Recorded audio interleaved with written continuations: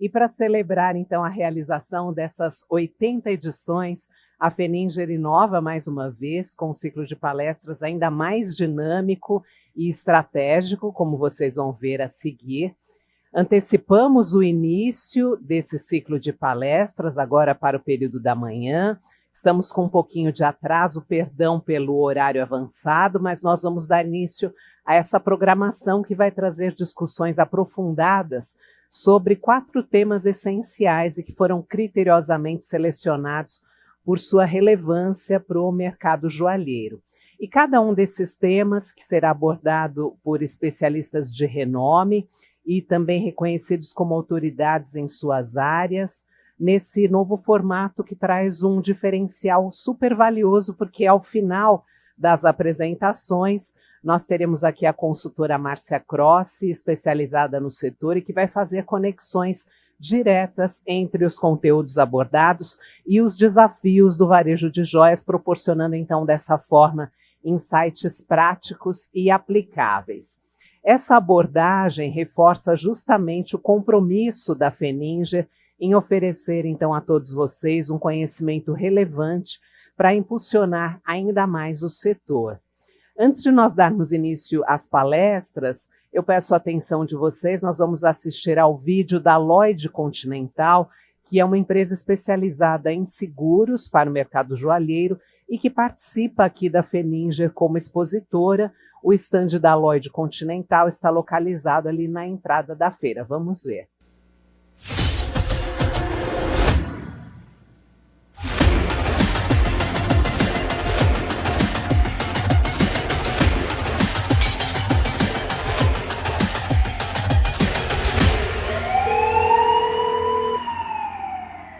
Lloyd Continental, em que posso te ajudar? Sim, é simples, acessível e perfeito para a sua joalheria. A Lloyd Continental sabe exatamente o que tem valor para você. Por isso, se dedica a oferecer as melhores coberturas de seguro para a proteção do seu estoque. A Lloyd é a única corretora no Brasil especializada em seguros para estoques de joalherias. Desde 1999, constrói sua história com excelência no atendimento, tradição e credibilidade, proporcionando a milhares de clientes em todo o Brasil a proteção necessária para que eles possam focar em seus negócios com toda tranquilidade. A garantia é total, contando com grandes parceiros nacionais e internacionais que asseguram a máxima proteção em cada seguro realizado. A Lloyd oferece soluções personalizadas aliadas a uma experiência sólida para a proteção e a continuidade do patrimônio dos seus clientes. Por isso, quando se trata de seguros para joalherias, o mercado joalheiro sabe exatamente em quem confiar. A Lloyd Continental agradece a sua confiança. Ficamos felizes com mais um caso resolvido. Lloyd Continental Corretora de Seguros. O investimento da sua vida para toda a vida. Nós agradecemos a Lloyd Continental e agora vamos dar início então ao conteúdo de hoje. Para isso, peço que, por gentileza, vocês coloquem os fones para que vocês possam acompanhar o áudio. Todo o áudio que será apresentado aqui no palco só poderá ser acompanhado utilizando os fones. Eu vou pedir à equipe técnica aqui também, por favor, a partir de agora mantenha o áudio apenas nos fones. Muito bem, o nosso tema de hoje são os desafios da comunicação multigeracional e multimediática. A construção de uma estratégia múltipla de comunicação alinhada ao posicionamento de marca é um dos temas emergentes entre os varejistas joalheiros. No painel que nós teremos a seguir, liderado por Clotilde Pérez, com a participação dos especialistas Bruno Pompeu e Silvio Coit Sato, serão tratadas as estratégias de como adaptar a linguagem e estética para diferentes mídias, preservando dessa forma os pilares identitários do negócio. Além disso, os especialistas falarão sobre como ter assertividade na interação com os públicos distintos em um mesmo canal de comunicação e como a utilização da semiótica colabora para manter a essência da marca e os códigos de luxo. Para apresentar, então, o nosso tema, convido ao palco os nossos convidados de hoje, Clotilde Pérez, sócia fundadora da Casa Sêmio, professora titular de semiótica da ECA USP, vem acompanhada de Bruno Pompeu, sócio fundador da Casa Sêmio, professor e coordenador do curso de Publicidade e Propaganda da Escola de Comunicação e Artes, ECA USP, e Silvio Koichisato, sócio fundador da Casa Sêmio, professor do curso de Publicidade e Propaganda e dos cursos de especialização da ECA USP. Sejam todos bem-vindos. Vamos recebê-los com uma salva de palmas. Muito bem, obrigada pela presença. Agora eu já deixo, então, a palavra com vocês. Desejo um bom trabalho. Bom dia a todas e todos. Um prazer estar aqui com vocês, falando um pouquinho desse tema que mobiliza bastante, não é? Os desafios da comunicação multigeracional e multimediática, né? Uma temática que, de fato, nos coloca para pensar, né? Como a gente dá conta dessa profusão de públicos e dessa profusão midiática que o mundo contemporâneo nos traz, não é?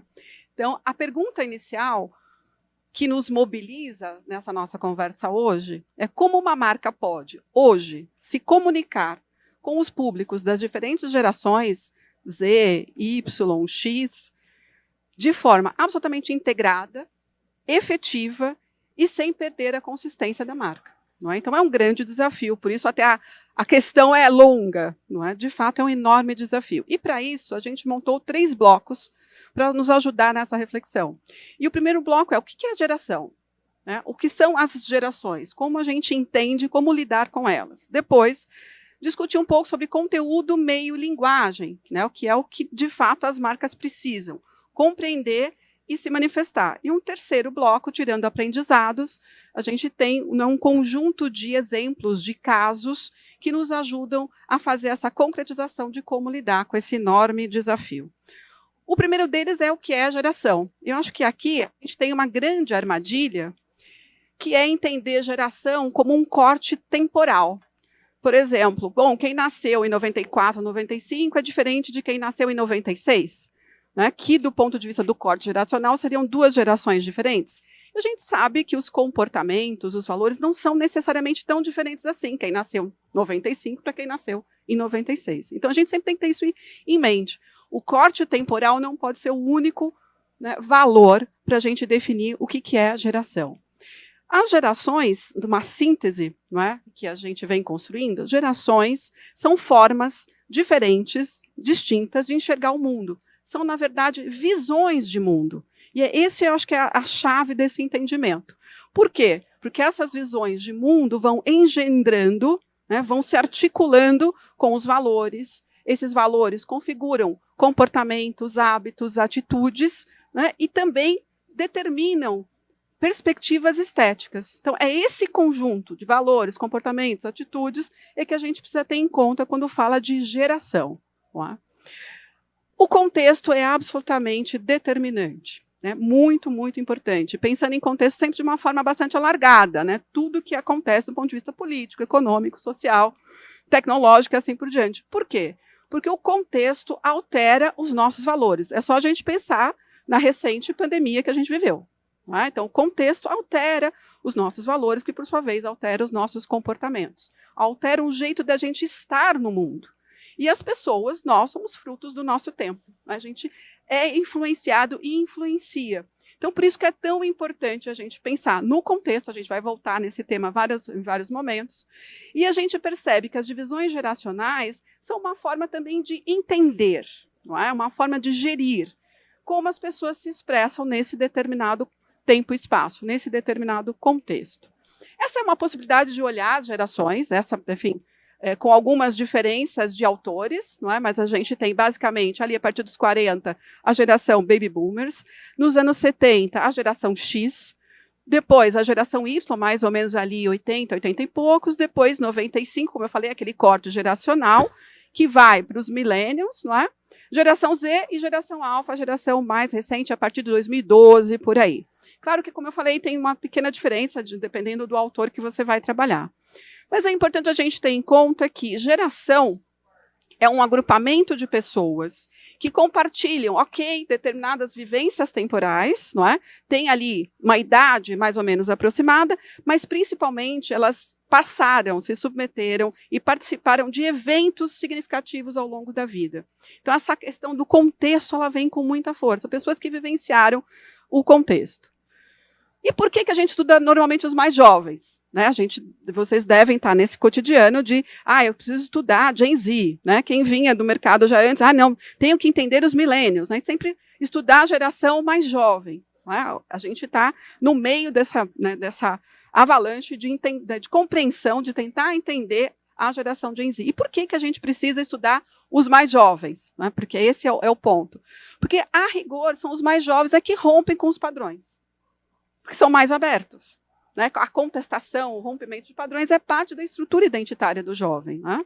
E com isso eles vão o quê? Normalizando comportamentos que antes não eram normais, mas os jovens rompem com eles e passam a ser normais. Normais no sentido de estar disseminado. Não é? Então, por isso que a gente estuda os mais jovens. Eles nos ensinam a esquecer o que já não é útil e a desejar o que ainda não foi conquistado. Então, por isso que a gente estuda os mais jovens. Interessante falar um pouquinho das origens da Gen Z. E antes disso, uma curiosidade. Sabe por que a geração X chama X? Alguém sabe? É interessantíssimo, né? Porque primeiro era Baby Boomers e passa a ser X. É a geração incógnita.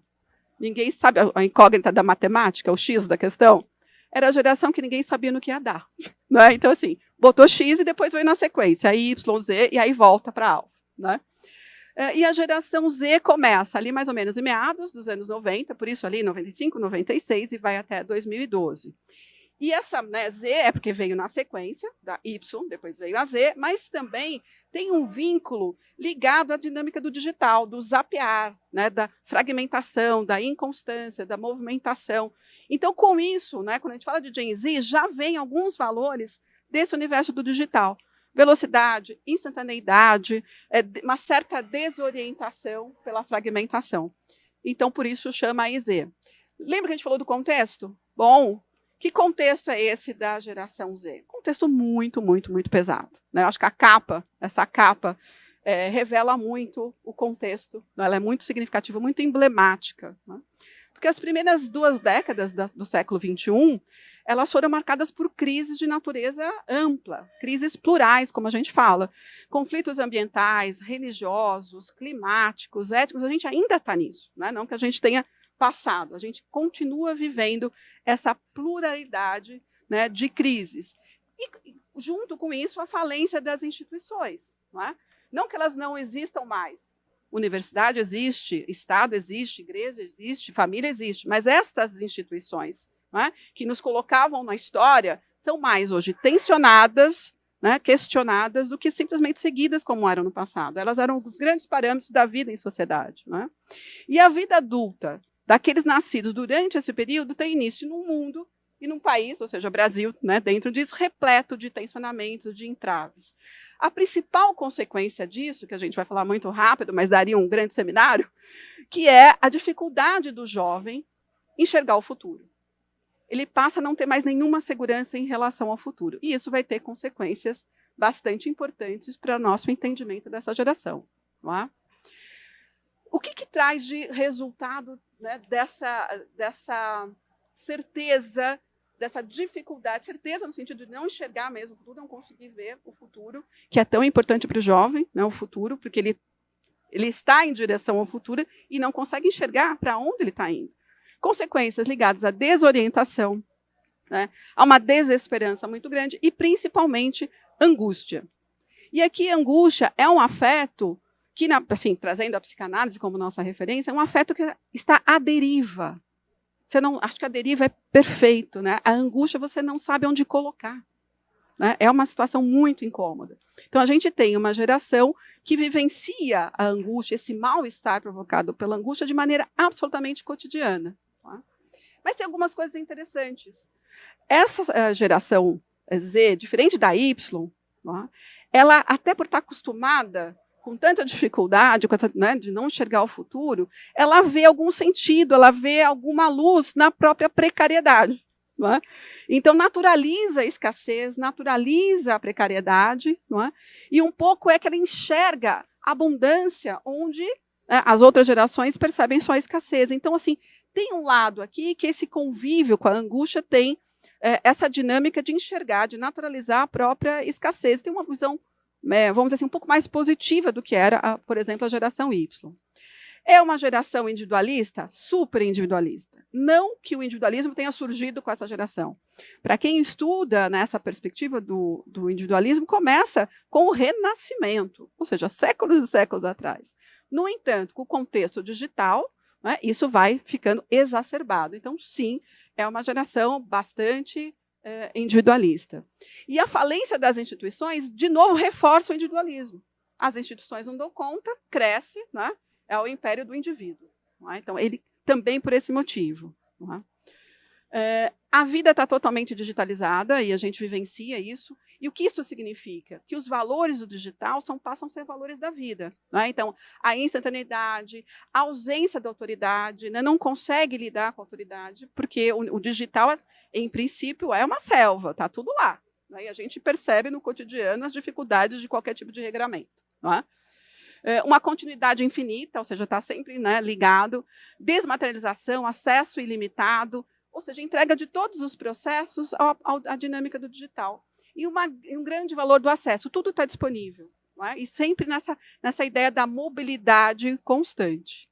Bom, tudo é conteúdo, se as lógicas do digital, né, invadem, né, todos os interstícios da vida, qualquer coisa é conteúdo. Né? Então, olha o meu café da manhã, olha aqui... enfim, lá na USP, a gente tem na raia da USP as capivaras. Né? Olha aqui, fazendo um vídeo com as capivaras, né? Tomando café da manhã no sol da USP com as capivaras. Então, qualquer coisa vira conteúdo. Não é? Todas as dimensões do cotidiano viram conteúdo e são mediatizadas.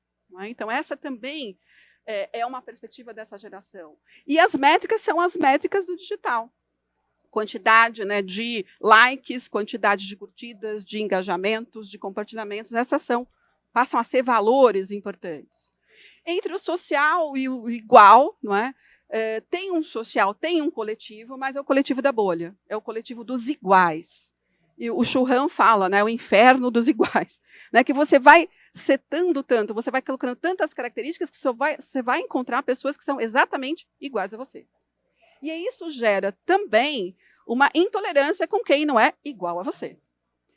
Vocês devem lembrar de alguns poucos anos atrás do cringe. Né? Eu sou check nesse cringe, sou totalmente cringe em tudo. Por exemplo, você paga boleto, você tem boleto, você é cringe. Eu tenho muitos, então você é cringe. Você toma cafezinho, você é cringe. Então eu check todos aqui. Né? Usa sapatilha, eu uso sapatilha. Você é cringe. Então, assim, tem... um olhar também muito moralizante para as outras gerações, né? Muito rotulador das outras gerações. Não é? As identidades, né? De novo, o digital influencia a constituição também das identidades. Né? Se a gente tem identidades plurais, não é? As identidades também estão em trânsito e elas se manifestam de maneira plural. Então, o trânsito em todos os aspectos da identidade, em relação a corpo, etnia, enfim, várias preferências. Então, também tem esse trânsito muito influenciado pelo digital. Tem muita permissividade, não com o outro, consigo mesmo. Então, se sou eu posso tudo. Não é? Então, assim, tem coisas boas, claro, por exemplo, a permissividade com o corpo, né? Diminuição da vigilância do corpo, mas sempre o meu corpo. Né? Então, volta tudo para o indivíduo. Né? Cada um é único na sua individualidade, então eu tenho que ser respeitado integralmente em todos os aspectos. Então, a permissividade também ela tem essa matriz individualista. Não é? Um autocuidado absolutamente exibicionista. Né? Então, os rituais de autocuidado, de beleza, sempre mediatizados. Então, o processo é muito mais importante do que o próprio resultado. Né? Como eu faço, né, o meu ritual de beleza noturno. Não é? E isso mediatizado. Então, sempre esse cultivo de uma relação narcísica com as redes sociais e, portanto, com a sociedade. E sempre voltado para o processo, muito mais do que para o resultado. As exigências do consumo, né, elas acontecem, né, tem um reconhecimento identitário e, de novo, bastante individualista nas relações com o consumo, mas principalmente uma postura individualista, não é? De novo, de vigilância, então fica ali só monitorando. Isso para as marcas é bem importante, né? Porque se dá uma escapada, você vai ser alvo, sim, desta vigilância, desta crítica, que vai se dar muito mais no discurso midiático do que na prática. Não necessariamente vai ter um boicote, não vou comprar, mas vai gritar nas redes sociais, né? Vai tentar engajar outras pessoas. Então, o engajamento aqui é muito no discurso, o discurso midiático, muito mais que nas práticas propriamente ditas, não é? Estetização do consumo, acho que para todas as gerações, né, a gente vive, né, o que o Lipovetsky chama de um capitalismo estético, não é? Então a estética, de fato, atravessa todas as gerações, mas ela fica ainda mais evidente na Gen Z, não é? Onde tudo precisa ter um olhar estético e precisa ser mediatizado. E aí cresce o conceito, por exemplo, de aparência, não é? E tudo o que ele significa. A hiperespecificidade do consumo, de novo, um atravessamento do digital, né? Assim, quase que a nanosegmentação, não é? Então, assim, se desprende um pouco das grandes marcas. Então, ok, não é que tem um afastamento total das grandes marcas, mas tem espaço para as marcas muito pequenas, que vão atender questões muito específicas. Isso é bastante novo, também reflexo desse trânsito nas redes sociais, né, esse atravessamento. E esse aspecto eu acho que é um dos mais relevantes e dos mais preocupantes, né, a fuga do real. Lembra que eu falei lá no começo? Não é? Essa dificuldade de enxergar o futuro, não é? Então o presente, porque assim, eu não enxergo o futuro, o passado não explica, o presente está angustiante, o que me sobra? Me sobra sair do presente também, ou seja, a fuga da vida cotidiana, que pode se dar de várias formas. Por exemplo, as maratonas, não é? Ficar lá nos games horas e horas e horas, né? O TikTok, a velocidade, a agilidade do TikTok fica um pouco entorpecente, não é? Então tem vários caminhos, vão ser de sair dessa dureza da vida cotidiana. Vocês devem lembrar atrás do Delulu, não é? Essa coisa de sair completamente da realidade, assumir vidas outras, assumir vidas de personagens, enfim, aí é o infinito, mas que mostra essa angústia, não é? Esse escapismo necessário para poder sobreviver. Não é? Então, aqui é um aspecto bastante pesado, mas que a gente tem que lidar. Não é? Então, resumindo, essa geração é uma geração que tem um traço forte de individualidade, não é? Uma geração que esse é um marco, não é? Mesmo coletivo, ele só existe ao redor de mim, então a abordagem deve ser sempre individual, né? Entendendo que o consumidor é único nesse mundo. Bastante estetizado, né? Tudo é visto e pensado a partir da perspectiva estética. Digitalização totalmente naturalizada, a vida está, né, digitalizada. A fuga, né? Essa geração que precisa sair da realidade cotidiana para poder suportar, né, a dificuldade de enxergar o seu lugar no mundo. É uma geração muito julgadora, não é? Enfim, tem essa perspectiva forte, mas isso revela uma condição psicológica frágil. Então, a abordagem tem que ser muito cuidadosa. Não é? Então, não só como sintoma, porque de fato é um sintoma, mas como eu lido com essa fragilidade. Ou seja, é uma geração em sofrimento psicológico muito marcado. Não é? E bem-estar, né? Tem uma preocupação muito marcada com essa integração de corpo, mente, né, o bem-estar, corpo, mente, universo, né, ambiente, tudo isso precisa estar integrado. Não é? Então, uma concepção muito mais alargada de saúde, de beleza, de bem-estar, e isso no cotidiano. Não é? Mas há alguns autores que vão dizer, ok, tem esses comportamentos que são predominantemente percebíveis nas jovens, mas isso transborda para outras gerações, e isso transborda também no espaço. Então, é possível que tenha aí um caminho de uma geração mais global, principalmente porque a gente está, né, interligado pelas redes sociais, então, assim, enfrentando, rompendo as barreiras também físicas.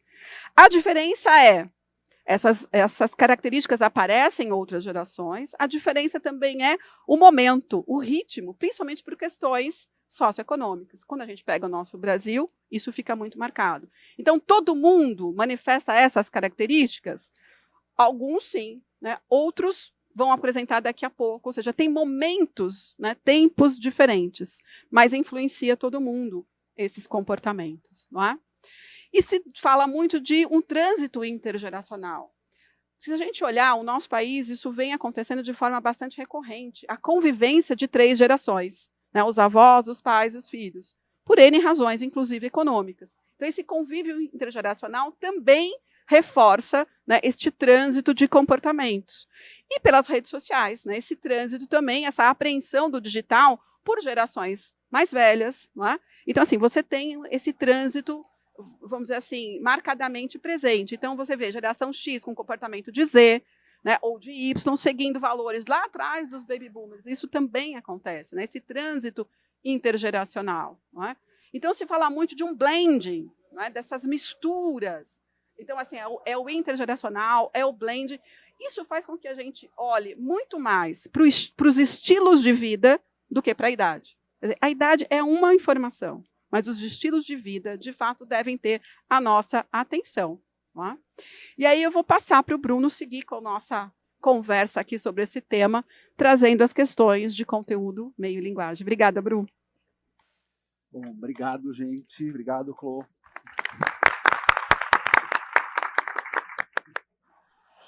Vamos lá, bom dia, pessoal. Estão me ouvindo bem? Espero que sim. Bom, e para falar de conteúdo meio linguagem, eu vou começar usando um fato agora, que aconteceu agora. A gente estava chegando para se credenciar aqui na feira, e aí o pessoal, muito simpático, perguntou qual que é o tema da palestra de vocês. A gente falou, gerações, geração Z.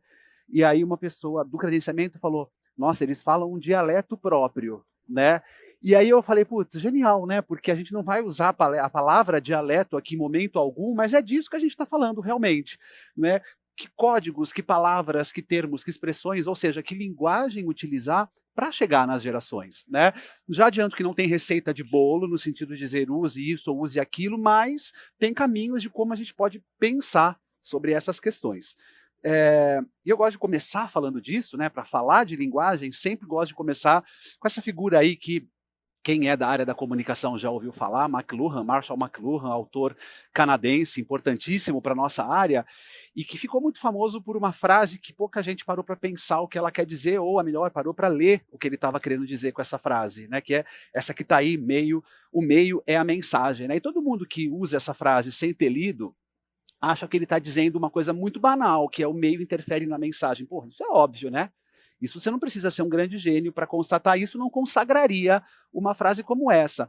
O que ele está querendo dizer, na verdade, se a gente parar para ler, é uma coisa também muito simples. O que ele chama de mensagem é o efeito do meio nas pessoas. Ele vai falar em coisas humanas, ele vai falar do efeito do meio nas coisas humanas. Ou seja, ele vai falar da família que se reunia na frente da televisão quando só tinha uma televisão fechada na mesma casa com 4, 5 canais. Hoje ele falaria, por exemplo, do efeito de corcunda que todo mundo vai adquirindo por usar o celular o tempo todo. É disso que ele está falando. Comportamentos, atitudes, hábitos que os meios vão colocar nas pessoas individualmente, socialmente e numa esfera até maior. Né? Ou seja, ritmo, velocidade, temporalidade. Quando a Clotilde mostrou agora há pouco aquela régua das gerações, se vocês repararem, a quantidade de anos vai diminuindo de uma mudança para outra. Isso tem a ver com meios que se aceleram. Né? Ou seja, a aceleração da vida, da sociedade, da cultura, passa, segundo a visão do McLuhan, pela aceleração dos próprios meios. E por que os meios provocam esses efeitos? Né? Por que usar o celular provoca efeitos na gente que são diferentes de quando a gente usava o telefone fixo, por exemplo? Não é simplesmente porque o meio é tecnológico. Né? Não é simplesmente porque ele tem ali uma tecnologia diferente. Porque se fosse assim, aparelhos tecnológicos por si causariam o mesmo efeito, e não causam. Né? O micro-ondas não provocou uma transformação tão grande como causou o celular, por exemplo. A grande questão é porque esses aparelhos, né, que a gente chama genericamente de meios de comunicação, eles são aparelhos que carregam signos. E aí é como a gente brinca, né? Uma televisão desligada, um celular desligado, não provoca efeito nenhum. O que provoca o efeito é a hora que ele traz signos. É a hora que ele se converte ou ele se revela para a gente um aparelho de linguagem. Portanto, para falar de linguagem, que eu acho que é a palavra central desse bloquinho, a gente precisa entender toda essa relação da linguagem com o meio, e aí também o conteúdo, né? Porque o conteúdo participa disso. Mas uma outra coisa que o McLuhan nos ensina, e que eu acho que a gente não pode esquecer em momento nenhum, é que o conteúdo tem a sua importância. Veja, a Claudinha acabou de falar, para a geração Z, tudo é conteúdo, portanto, o conteúdo é importante. Agora, ele não pode ser a importância do conteúdo não pode ser justificativa para a gente não olhar para o que realmente impacta as pessoas, que é a linguagem. Veja, eu acho que isso é fundamental, eu vou dizer de outra forma. O conteúdo é importante, o que eu digo para as pessoas é importante, o que eu vou colocar no meu site, no meu canal, no meu perfil, isso é importante? Claro que é, mas o que vai tocar a cabeça das pessoas, portanto, o que vai alterar a percepção e o comportamento, inclusive de compra, está na linguagem também. É mais ou menos o seguinte, não importa muito se você usa o TikTok para ver receita, se você usa o TikTok para ver um resumo do jogo da semana passada ou de ontem, ou se você usa o TikTok para aprender uma coreografia. O que vai fazer você ser um TikToker é a linguagem do TikTok. É a legenda, é a dublagem, é a edição rápida, é a verticalidade, é o barulhinho no final, por exemplo. Ou seja, o conteúdo é importante, repito, claro que sim, mas é a linguagem que, por exemplo, um TikTok traz como novidade, que vai fazer as pessoas pensarem de um outro jeito, agirem de um outro jeito. Né? Eu reparo muito na sala de aula, por exemplo, os alunos que na sala de aula, num ambiente mais ou menos como o nosso, para falar, para fazer algum comentário, alguma pergunta, gesticulam com a mão cada vez mais próximo do rosto. Isso é um claro efeito de TikTok. Né, em que a pessoa filma segurando o celular e usando a mão como um recurso expressivo, para aparecer a mão na tela, tem que estar muito perto do rosto. Então, alunos, num ambiente como esse, diferentemente do que muitos de nós que aprendeu a gesticular vendo televisão, com câmera aberta, tal, se dirigindo a uma plateia, aprendeu a falar na tela do celular. Então, a mão está perto, põe aqui, mexe no rosto, a mão muito próximo. Isso é um efeito do TikTok, por exemplo. E não importa se ele estava vendo tutorial de maquiagem, se ele estava aprendendo a fazer a coreografia, se era um comentário sobre qualquer assunto. Por quê? Porque a mudança está na linguagem. Isso é novo? Não, né? Isso está, por exemplo, na Bíblia. Né? Hoje não, né? Mas já se consagra o entendimento de que o impacto do conteúdo da Bíblia passa diretamente pelo formato que ela adquiriu, que ela apareceu, né? O livro. Este casamento do conteúdo cristão com o livro é super importante, assim como o do conteúdo judaico com o papiro. Ou seja, tem a ver com o conteúdo, mas tem a ver também com a linguagem. E se a gente for olhar, é muito diferente, né? Alguém que já parou para ler a Bíblia, alguém que foi ao cinema assistir o filme do Mel Gibson, ou alguém que vai num teatro assistir a encenação, ou um jovem que prefere ver isso num quadrinho, muda completamente. O princípio está lá, o valor está lá, a ideia geral está lá, a compreensão de realidade doutrinária está lá. Agora, o formato, a linguagem, os códigos, como isso chega na pessoa, o suporte propriamente, isso também vai participar. E é para isso que a gente tem que olhar, porque é isso que realmente, às vezes, a gente não enxerga. Né? A linguagem, às vezes, ela fica um pouco oculta. Né? Até para conseguir ser linguagem, ela tem que se fazer um pouquinho oculta. Então, para a gente colocar tudo no seu lugar. O que é conteúdo? É o que eu digo. É o que eu digo. São os valores, são as ideias, né? É aquilo que é a essência, aquilo que eu preciso fazer passar de uma cabeça para outra. Cabeça que pode ser de uma pessoa só, mas pode ser de uma marca, de uma empresa. É o que eu quero transmitir para o outro. O que é a linguagem? É como eu vou fazer isso. É cantando, é dançando, é com imagem, é com texto, é com som, que tipo de música, que tipo de imagem. A linguagem é como. E o meio é onde. Olhando assim, você fala assim, puxa vida, isso é bem óbvio. É óbvio, mas se a gente parar para pensar no dia a dia, na hora de preparar um conteúdo para a nossa marca, está tudo misturado. Olhar para isso separadamente é que é o grande desafio. Porque os novos meios de comunicação, eles vão aproximando, integrando, fundindo, embaralhando essas coisas, mas a gente só vai conseguir trabalhar com elas tecnicamente enxergando o que é cada parte disso. Né? Então, o conteúdo, o quê? Por exemplo, o show da Madonna aconteceu lá na praia de Copacabana, né, ano passado. O conteúdo, o quê? A linguagem. Como vai ser? O que aconteceu? Como que esse show aconteceu? Então, teve, por exemplo, a apresentação de uma pessoa e não de outra. Teve uma câmera de um lado e não do outro. teve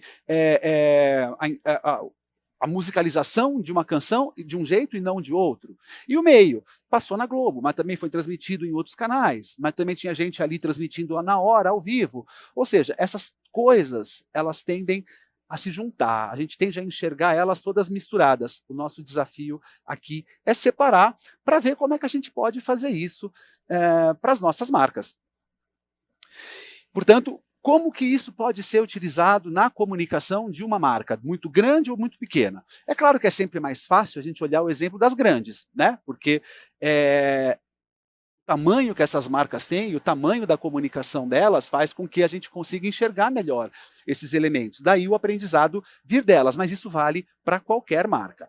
Primeiro, tem que pensar no conteúdo, isso é fato. Né? A base é o conteúdo. Conteúdo, aqui eu estou falando de uma dimensão estratégica. Quais são os valores que eu vou promover na minha comunicação? Pensar nisso é fundamental. E pensar de verdade, né? Não é para usar qualquer valor. O valor da tradição, o valor da beleza, o valor do bem-estar. Quanto menos genérico a gente for, melhor. E como é que a gente consegue treinar isso, por exemplo? Pega duas marcas concorrentes que oferecem basicamente o mesmo produto e vê o que cada uma está associando a esse produto. Pode ser, por exemplo, prazer, mas pode ser bem-estar. É a mesma coisa? Claro que não. Prazer é uma coisa, bem-estar é outra. Ou seja, pensar nesse valor me parece alguma coisa muito importante. Pensar mesmo, né? Pensar, discutir, definir, escrever qual é o valor, ou quais são os valores que você vai colocar no teu produto. Porque por mais diferenciado que você acredite que seja, em alguma medida ele está concorrendo com alguém muito parecido. Então esse valor é necessário para diferenciar. Posicionamento, né? Eu posso vender um energético falando de agressividade, monstruosidade, por exemplo. Isso vai ter apelo junto a um certo público. Eu posso pegar o mesmíssimo produto e colocar num universo de relaxamento, de tropicalidade, por exemplo. Tem a ver com o estágio anterior, claro, né? Tudo que eu estou falando vai se encapsulando. Mas dos valores que são mais profundos, mais essenciais, que de alguma forma se conectam com o público numa dimensão mais existencial, o posicionamento já é mais mercadológico, né? Já estou pensando aqui no como que isso vai me encaminhar para o benefício do produto, né? Como é que isso vai apresentar para o meu público o que o meu produto é, né? Ou seja, pensar em como é que eu vou colocar, porque, novamente, em alguma medida eles são iguais. Por mais diferente que a embalagem seja, que o sabor seja, em alguma instância eles são semelhantes, equivalentes, daí concorrentes. O posicionamento vai ajudar a gente a ir separando e vendo como é que a gente quer chegar nos públicos, e eu vou chegar lá. Temáticas, isso é muito importante. O que tem de marca hoje falando de tudo e, portanto, não falando de nada, é muita coisa. Você precisa escolher do que eu vou falar. Eu vou falar, e assim, não é eu vou falar de futebol, você vai falar de Libertadores, ou você vai falar de Champions League. Ou seja, uma é América Latina, a outra é Europa. Uma está perto, a outra está longe. Uma tem jogadores que são grandes, mas não todos, e outra é só estrela. Do que eu vou falar? O que vai estar na minha pauta? Né? Claro, aqui são marcas gigantescas que vão fazer isso em plano global, mas isso é mais difícil ainda no dia a dia. Eu comento. O que minha marca vai curtir? O que minha marca vai compartilhar no Instagram, por exemplo? Do que eu vou falar? É de qualquer acontecimento? Puxa, o quanto você não vai se perder nisso? Né? O quanto você não pode aproveitar essas pautas, essas temáticas, esses assuntos para construir a sua marca? Né? Ou seja, pensar de forma coerente nisso tudo. Personagens. Né, como quase que não existe comunicação sem a personificação, sem eu dar uma cara para uma marca. Né? Seja numa propaganda comum, seja no influenciador, seja no convidado, seja na pessoa que eu vou colocar ali para falar. Né? Aqui trago dois exemplos muito evidentemente contrastantes. Né? Então, quem eu vou colocar para dizer para as pessoas que o meu produto lava roupa?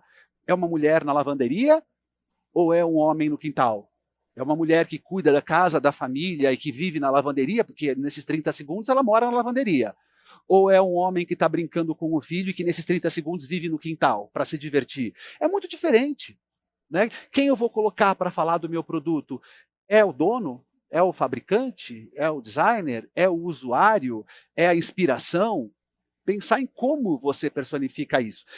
E claro, dentro disso, é homem, é mulher, é jovem, é velho, é de perto, é de longe. Pensar em tudo isso é fundamental. E, por fim, nas narrativas, né? Como é que você insere o seu produto naquilo que até pouco tempo se chamava, com algum fetiche, de jornada, né? Onde é que o meu produto entra nessa jornada, né? Eu vou ficar falando que ele entra no dia da faxina ou eu vou colocar ele numa jornada bem maior, do tipo limpe menos, viva mais? Vocês percebem? É um jeito muito diferente de você dizer onde o seu produto entra. Uma coisa é você colocar ele numa narrativa de limpeza, de faxina, de dedicação, de coisas chatas, né, basicamente, que ninguém quer fazer. Outra coisa é você colocar o teu produto nesse mesmo momento do dia, mas dizer, meu produto te ajuda a fazer rápido, porque o que importa está fora disso, vai viver. Né? E aí, só para atualizar, não sei se vocês viram, veja, justamente nessa comunicação, acabou de mudar. Né? Curta agora, veja depois. Ou seja, faz o que você quiser fazer, depois veja, vem só e te ajuda a limpar. Ou seja, a jornada muda completamente, né? A narrativa em que você vai inserir o teu produto muda completamente. Bom, então, portanto, para tentar fechar essa parte, né? Resumindo, o que são os valores? É o que a sua marca quer representar. Eu acho que essas perguntas a gente tem que se fazer. Né? O que sua marca representa e o que ela quer significar. É a essência, é a base de tudo. Posicionamento, como a sua marca vai se apresentar ao público? Temática, de que assuntos a sua marca trata? Vejam que não são perguntas fáceis de responder, né? São perguntas quase que psicanalíticas para as marcas, né? Essas marcas precisam deitar num divã para entender o que elas querem. Personagens, que figuras vão representar a sua marca? E, por fim, como sua marca se insere na vida das pessoas. Né? Às vezes, no universo da moda, do design, né, a gente vê a pessoa, é muito comum, né, muito mais no universo da moda, especificamente do que da joalheria, mas na joalheria também é a roupa voando, é a pessoa num campo. A gente não pode esquecer que isso é lindo, isso inspira, isso constrói, mas a pessoa vai comprar para usar no dia a dia, né? Por mais que ela compre indo trabalhar no ônibus, e ela pode estar imaginando estar no campo das oliveiras, mas é no ônibus que ela vai usar. Né? Portanto, não perder de vista que o seu produto vai se inserir no dia a dia. Bom, depois, ainda nesse plano do conteúdo, tem as questões mais mercadológicas, digamos assim. Né? Eu estou chamando de promocional para ficar mais bonito. Mas, por exemplo, a sua marca. Como é a sua marca? Ela é ousada, ela é irreverente ou não? Ela é mais tradicional, mais conservadora? Acho que isso também é um exercício de autoanálise.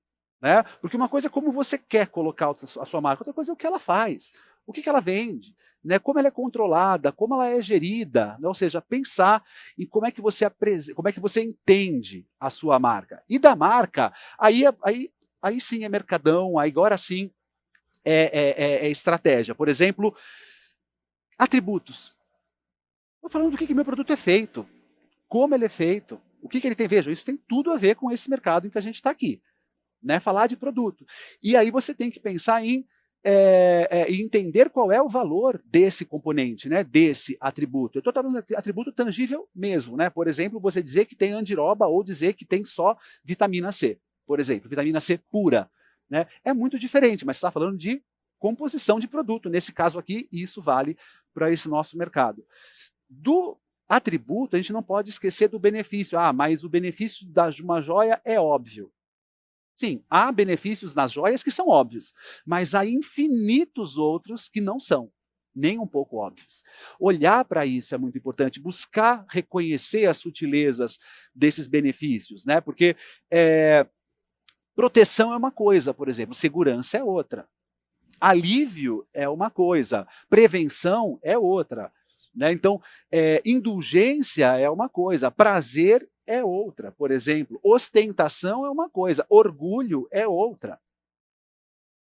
Tradição é uma coisa, reverência é outra. Ou seja, entender o que aquele produto dá de ganho. Né? O que é o benefício? É o ganho que a pessoa quer ter comprando aquilo. Né? Lembrando que a gente tem uma dimensão material nesse ganho, óbvio, e quando a gente fala de joia, muito forte isso, mas tem uma aura gigantesca, abstrata ao redor disso, que tem a ver com esses benefícios. Rituais e ocasiões, isso aqui também é muito interessante, porque quando uma marca, grande ou pequena, não importa, descobre uma outra ritualidade, descobre, inventa, constrói, sugere, ensina uma outra ritualidade para o seu público, às vezes é aí que ela vai se diferenciar. Né? Então a gente tem, às vezes, por exemplo, uma tradição de que todo mundo só consegue vender margarina e manteiga falando de café da manhã. Até que alguém tem a ideia brilhante e simplíssima de falar, não, vamos falar de fazer bolo? E você ganha um espaço completamente novo, onde não tinha até ali ninguém. Isso está cheio. É fácil de fazer isso? Claro que não. Mas isso é possível. Vem da observação, vem do conhecimento. Eu acho que em mercados de relacionamentos mais pessoais, mais próximos e às vezes até familiares, é mais fácil você reconhecer isso. No dia a dia, no contato com as pessoas. Resumindo novamente, perguntinhas psicanalíticas para as marcas. Marcas, que sentidos sua marca quer mobilizar? Atributo, que elementos do produto você quer destacar? E, portanto, quais que você não vai destacar, né? Quais que você não quer destacar? Benefícios, que ganhos o consumidor vai ter, que você vai querer destacar, né? Ou seja, o que ele ganha, que você vai dizer, olha, você vai ganhar isso aqui. E pensando nos rituais e nas ocasiões, em que situações você vai inserir o seu produto. Vejam, com isso a gente fecha todo um bloco de conteúdo. Só se a gente se dispuser a responder essas perguntas e anotar e montar uma apresentaçãozinha básica, a gente já tem um bom direcionamento do que fazer. Né? Já dá para pensar em muita coisa do que fazer. Só que aí a gente tem que passar para a linguagem, e aí a coisa vai ficando mais refinada, mais sofisticada, mais interessante, digamos assim. Porque é aqui que a gente vai pensar nos códigos, é aqui que a gente vai pensar no dialeto, que me falaram hoje lá na entrada. Né? Dialeto visual, por exemplo, que cores eu vou utilizar? Que paleta de cores eu vou utilizar? E aí dava para desdobrar esse slide em 30, é que eu fiz colocar só em um para a gente não se perder no conteúdo. Que tipografia eu vou usar? Que ângulo da fotografia? Que tipo de edição eu vou fazer? Que efeito eu coloco? Que filtro eu utilizo? Uso emoji, não uso emoji? Quais emojis? Aqui entra tudo. Entra tudo aquilo que compõe visualmente essa mensagem. Vejam, se a gente está preocupado em falar com mais de uma geração, e pelo menos uma delas, mas dá para dizer que todas, se atentam muito à questão estética, isso é fundamental. Isso é fundamental. Isso aqui é você ganhar ou perder o teu público. Tentei mostrar, por exemplo, duas marcas muito diferentes aqui, uma que claramente está falando com geração Z, porque vai usar uma paleta que até ela surgir ninguém usava, para falar de cosmético, hidratante, shampoo, por exemplo. A mudança veio da cor, por exemplo. Pensar na materialidade, aí eu separei esse elemento, porque eu acho que no nosso universo isso é muito forte.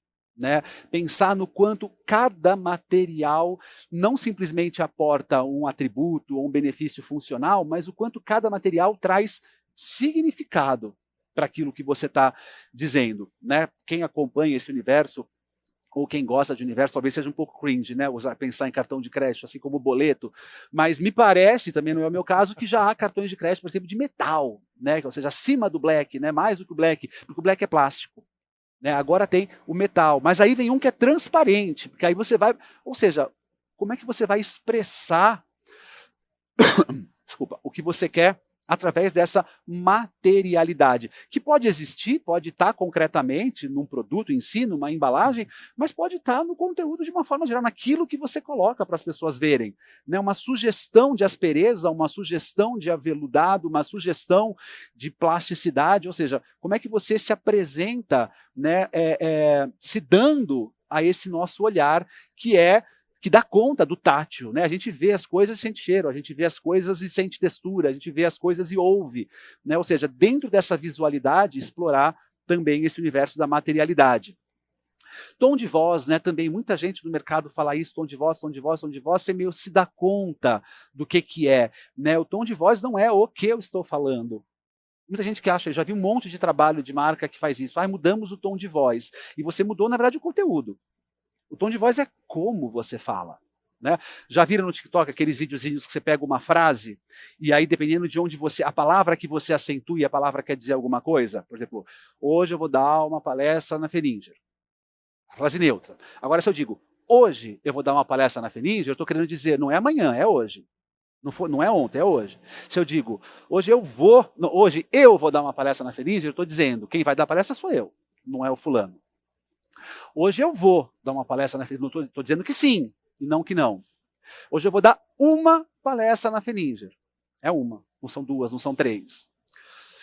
Hoje eu vou dar uma palestra na Feringer, não é uma aula, não é um workshop. Percebem? Só onde eu vou. Isso é tom de voz. por exemplo. Eu digo a mesmíssima coisa, de jeitos diferentes. Então eu posso vender televisão, geladeira, batedeira, liquidificador, gritando e dizendo quanto você quer pagar, e eu posso criar um aplicativozinho que eu procuro ali individualmente. No fim das contas, é a mesma coisa, mas eu estou dizendo de formas muito diferentes. E tom de voz é isso. Né? Você pode gritar e dar uma ordem e a pessoa ficar eletrizada, mas você pode afastar ela. Você pode falar baixinho, você pode falar de forma mais íntima e você pode fazer com que ela se sinta única, exclusiva, mas ela pode não se sentir parte de nenhum grupo. Ou seja, pensar no que você quer de fato transmitir com essa seleção do tom de voz. Quem vai falar com o público, né? Não sei se, bom, Fernanda Torres, aí tá todo mundo querendo que ela fale alguma coisa para as pessoas, né?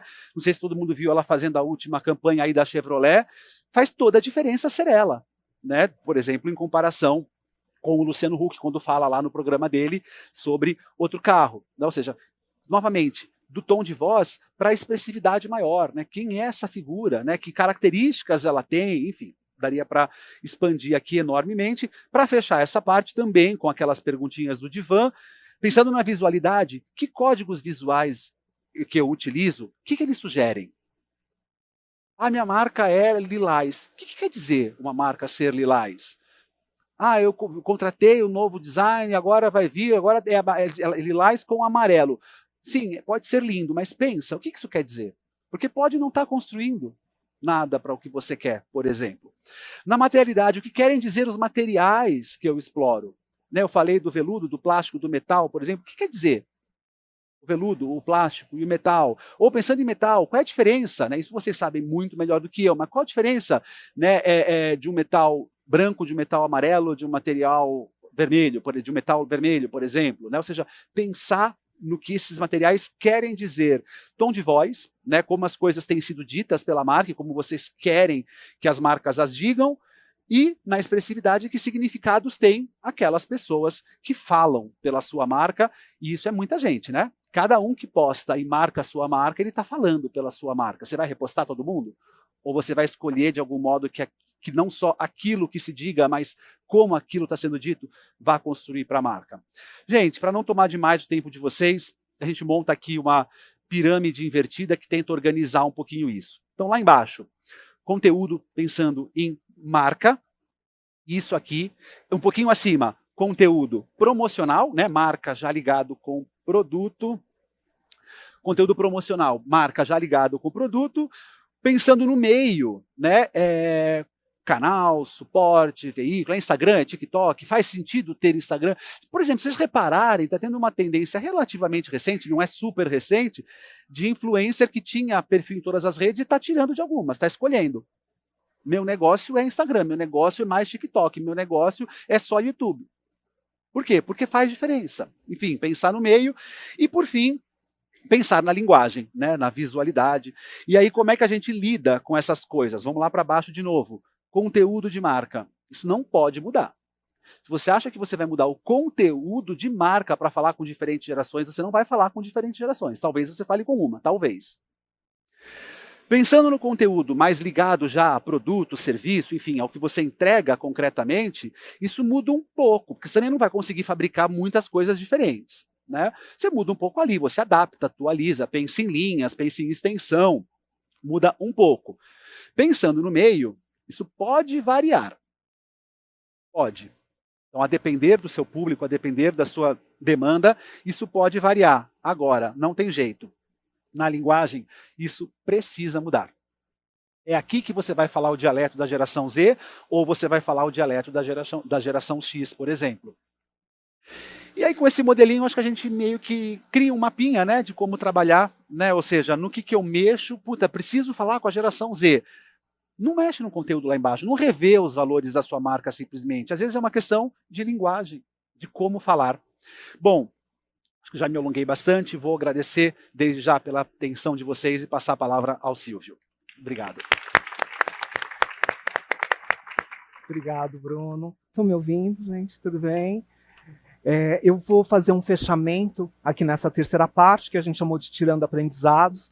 Então, o nosso ponto de partida é o título aqui da própria apresentação, que tem 2 temas centrais. né? Ou seja, a ideia da multigeracionalidade, ou seja, uma questão temporal, a convivência de tantas gerações distintas ao mesmo tempo, que é o que a gente vivencia hoje. E o segundo ponto é a ideia da comunicação multimediática, né? Ou seja, uma comunicação que tem justamente esse traço tecnológico, digital, que traz uma série de questões diferentes, que é justamente o contexto, né? Ou seja, um contexto tecnológico que traz justamente tantos desafios. A gente achou que seria interessante, nesse ponto, trazer uma ideia, recuperar uma ideia que todo mundo que estudou marketing, né, já viu em algum momento. Quando a gente pensa em gerações diferentes, a gente está falando justamente de segmentação, de separação, né, utilizando justamente um critério, né, dentre vários critérios que são possíveis, que é justamente a faixa etária, né, ou seja, a data de nascimento, como foi bem colocado aqui anteriormente. Ou seja, a gente está falando de algo que é básico para uma segmentação, mas que, como todo o processo de segmentação, não é justamente um critério único, né? Quando a gente fala de segmentação, a gente fala de um conjunto de critérios que podem ajudar uma empresa a compreender melhor o seu público ou os seus públicos e traçar justamente uma estratégia, que vai depender justamente da intenção. Então, essa ideia da multigeracionalidade, ou quais gerações você vai atender ou não e como, tem que ter uma intenção, que é justamente a estratégia de cada marca e de cada empresa. Até porque as possibilidades são infinitas, né? No limite, quando a gente deixa a comunicação ou marketing de massa e passa a segmentar, ou passa a nichar, ou, né, com as possibilidades tecnológicas atuais, né, personalizar um a um, a gente está falando justamente de um processo que vai depender justamente da intenção de cada empresa. Então, nesse sentido, essa ideia do marketing geracional, um marketing que tem como foco gerações diferentes, sem dúvida, como foi dito anteriormente, né, a gente está falando de algo que é fundamental, mas que pode trazer como risco, eu acho muito importante a gente falar sobre isso, uma simplicidade excessiva, né, uma simplificação, né, que pode ser excessiva e o risco que a gente corre de utilizar somente estereótipos, generalizações que podem ser úteis, né, numa determinada medida, mas que podem trazer risco também, dependendo do negócio, da proposta de cada uma das marcas, né? Por coincidência, assim como o Bruno estava vindo para cá, e liguei o rádio e tinha uma pessoa, por acaso, falando sobre distribuição para diferentes gerações, né? Porque é um tema, acho que essa questão da Gen Z, né, dessa convivência geracional é um grande assunto. E daí esse especialista dizendo, puxa, porque a geração Z ela não está nem aí para as marcas, ela só pensa em preço, enquanto os baby boomers estavam muito preocupados com marca. Isso é muito perigoso, né? Você pegar e achar que todas as pessoas que nasceram num determinado ano, numa determinada década, estão preocupados com marca e toda uma outra geração não está preocupada, né? Então isso é muito perigoso. Eu até pensei, puxa, parece coisa de zodíaco chinês, né? Ou seja, todo mundo que nasceu no ano do cavalo, nossa, vai ser de uma determinada maneira. E eu não, gente, eu adoro astrologia, tá? Não tenho nada contra, mas, né, é um critério, mas não pode ser o único critério, né? Acho que vocês entenderam o que eu quero dizer, né? A gente tomar um pouco de cuidado com isso, né? Qual é o conjunto de parâmetros que combina mais com a sua estratégia. E um outro ponto, a gente trouxe algumas imagens aqui, algumas referências, só para ilustrar como essa necessidade de ampliar mercados, de transitar entre gerações, é importante para marcas, né, dependendo aí, né, do estágio de vida delas, das intenções, das estratégias que existem. Então a gente vai ter marcas que são consolidadas, que vão precisar rejuvenescer seus públicos, conquistar as novas gerações, e esse é um movimento que tantas e tantas marcas vêm fazendo, né? E, sem dúvida, essa ideia de que a gente tem aqui um contexto, né, como a gente comentou anteriormente, que vai fazer com que todas essas gerações compartilhem de questões que são centrais, emergentes, importantes aí, né, para quem está vivendo aquele momento, e que vão trazer aí, né, transversalmente, impactar as gerações que vivem aquela época, né, com ações e reações que vão ser distintas, se é uma Heineken que vai trazer, né, depois de uma centena de anos, uma cerveja zero, ou se vai ser uma marca que vai nascer já como uma marca que, né, tem como proposta qualquer bebida que não tenha álcool, né, nessa ideia aí já nativa, né, de algo que é importante nesse momento. Outro ponto que tem a ver também com essa ideia temporal, com o tempo que a gente comentou, é que a mesma informação, o mesmo conteúdo, a mesma referência, pode ser uma grande novidade para uma geração e pode trazer, né, algo que é nostálgico, fazer com que a gente lembre de coisas que são muito interessantes. Ilustrei aqui com esse filme da Hellmann's, né, que foi veiculado agora no último final de semana, que traz essa refilmagem, né, do filme Harry Sally, né, que foi super interessante há décadas atrás, né, mas que pode ser algo que é novo para outra geração. Trouxe também, só para a gente pensar, na Disney, né, uma marca que também é centenária e que, né, continua trazendo essa ideia central, como o Bruno comentou, né, esse conteúdo central da essência focada na magia, focada no encantamento para tantas e tantas gerações, né, trazendo desde esse encantamento para as crianças de hoje, mas também com uma série de produtos, propostas, ideias para um público mais adulto, mais maduro, que pode ser muito interessante e rentável também para essa marca. Trouxe um outro exemplo aqui de Magnum, né, flertando com gerações mais maduras também, né, ou seja, essa ideia de não ser um produto velho, né, ou muito ultrapassado, mas sim um clássico, né, então get old or get classic, né, ou seja, o que você prefere, né, envelhecer, ser velho, ou você ser um clássico, alguma coisa que é atemporal, né, que é um ponto muito importante para as marcas, né? Ou seja, como se manter perenes aí atravessando gerações ao longo do tempo. Outra marca também mais que centenária, Nivea, né? Sinônimo aí, né, dessa ideia aí do creme que as vovós utilizavam, né, um segredo da vovó, e que vai precisar continuar se comunicando com as vovós, né, com o público mais maduro, mas também vai precisar trazer as novas gerações, essa convivência multigeracional, né? Então, no TikTok, ela vai usar, né, um perfil que faz essas animações super bonitinhas em papel para falar sobre Nivea, mas vai usar a Alcione para falar com as gerações mais maduras também, ou o João para falar com pessoas mais jovens, e por aí vai, né? Coca-Cola, outra marca centenária. Então a gente trouxe várias marcas que fazem esse esforço, que é um esforço comum, né? Marcas não são tão diferentes de pessoas nesse sentido, né? São os esforços que nós também fazemos para justamente conseguir dialogar com tantas pessoas diferentes, mantendo a essência, né? Mudando a linguagem, mudando os meios, como o Bruno comentou aí anteriormente.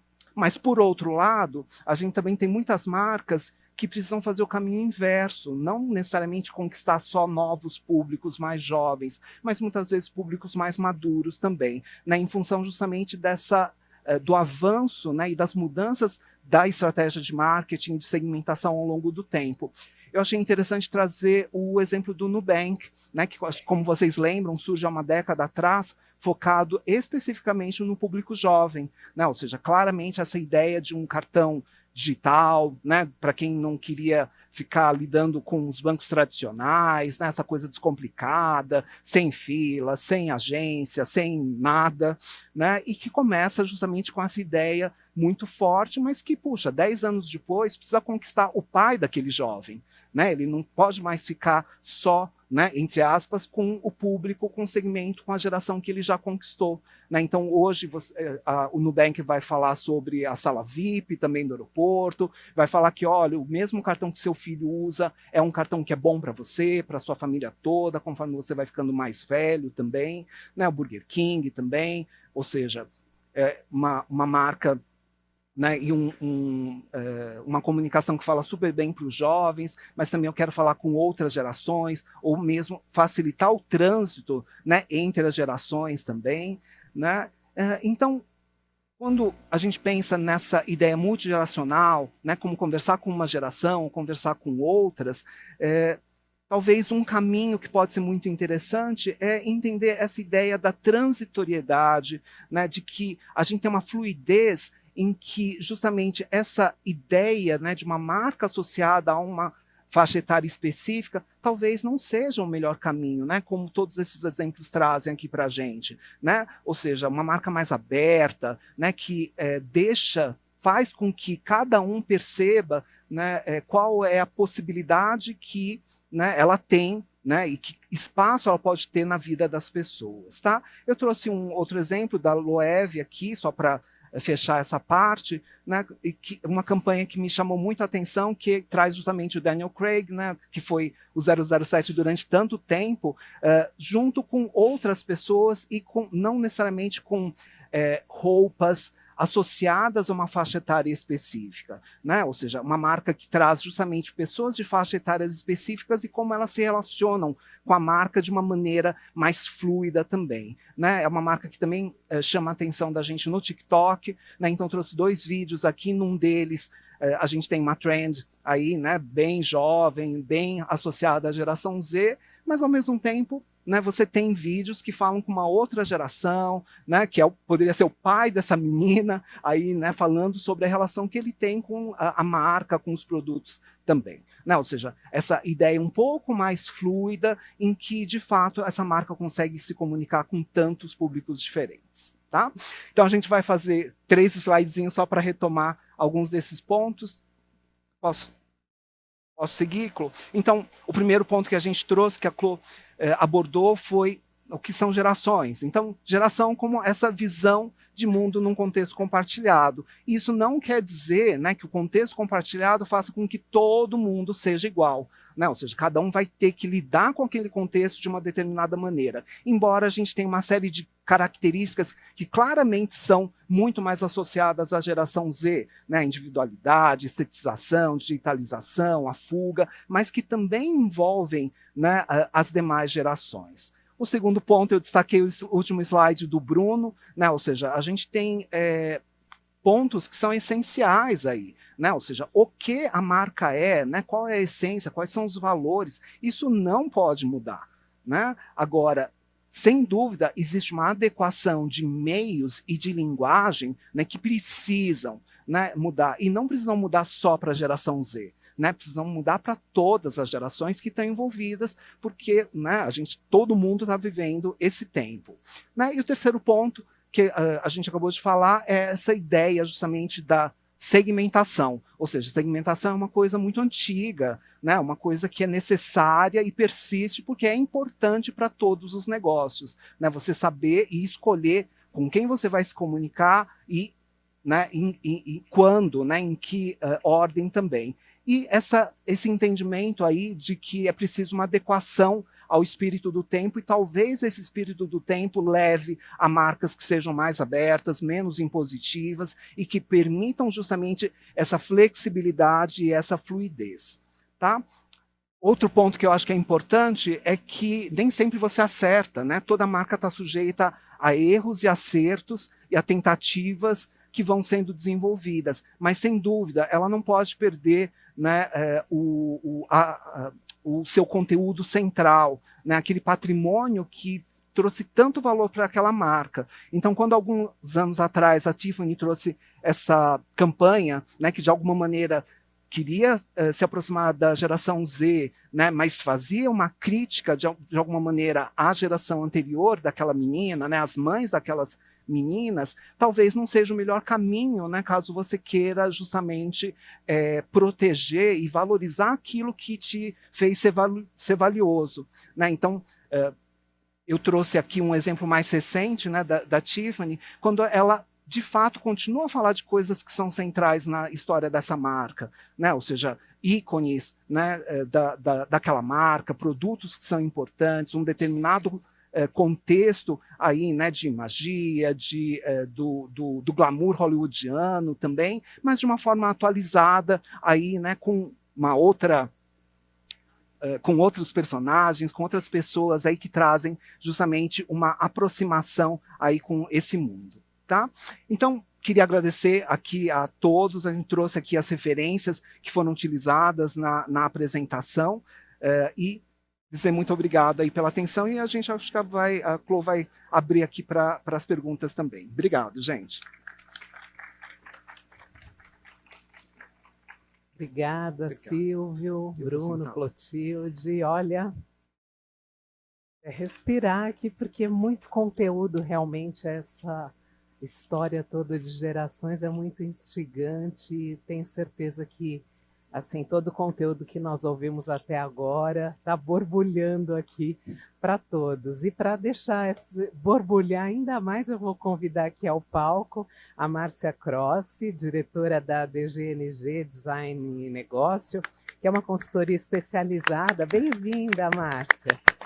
Uma consultoria especializada no segmento de joias, gemas, folhados e bijuterias para atendimento em planejamento estratégico de marcas, desenvolvimento de produtos, otimização de estoque e treinamentos para equipes de vendas. Além disso, a Márcia é coautora de 4 edições do DGNG Book, Interpretando Tendências, que é uma publicação que traduz as principais tendências mundiais para aplicação na cadeia produtiva joalheira.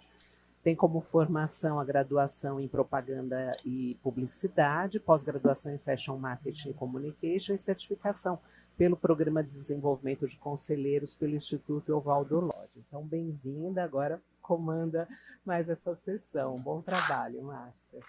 Estão me ouvindo? Primeira coisa que eu tenho que dizer assim, uau! Né? Eu tenho, assim, primeiro eu vou ter que expor para vocês que eu sou a tiete aqui, porque eu sou fã de carteirinha desses 3 aqui, eles são pela bagagem acadêmica.